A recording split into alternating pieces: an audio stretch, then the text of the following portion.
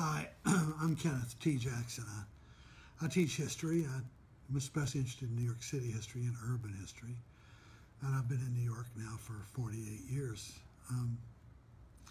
My concern about Donald Trump is not that he's not a good person or a good family man or a good father or whatever, but that so much of his campaign seems to have to do with his either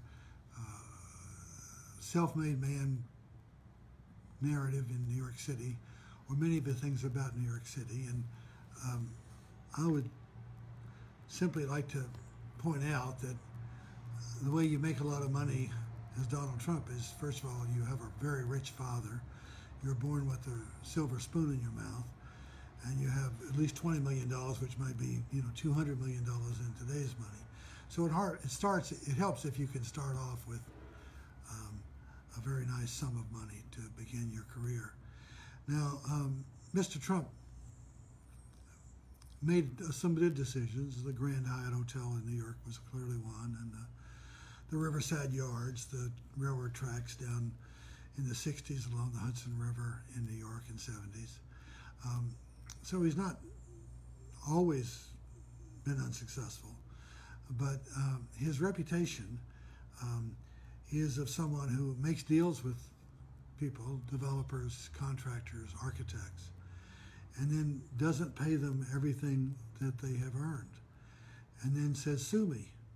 So the expectation, often the case, is that small firms doing business with him don't have the legal advice or the time to sue over every $100,000 they're owed, and so many of them just give up.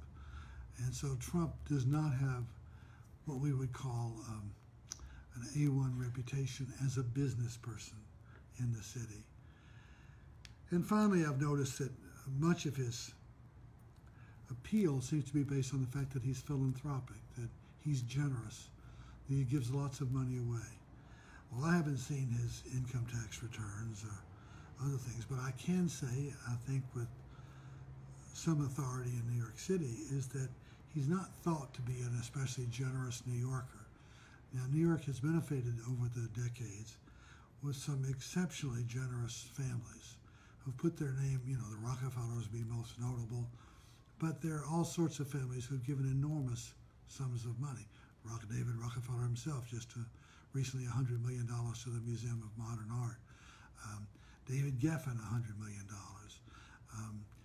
David Koch, $100 million to the New York State Theater and to the Hospital for Special Surgery. Stephen Schwartzman to $100 million to the New York Public Library. There are a lot of people who've given sums like $100 million to major New York City cultural institutions. Donald Trump is not among them, and nor is he even in the next category, the $50 million, or on down to $25 million. So that the fundraisers in New York City typically do not have Donald Trump as someone they should contact, because the experience that most people have with Mr. Trump is that he's not what he says he is, which is philanthropic, generous, a person who's interested in helping others.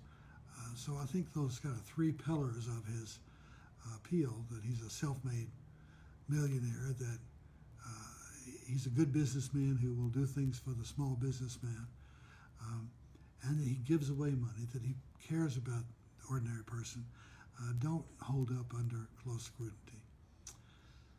That's it.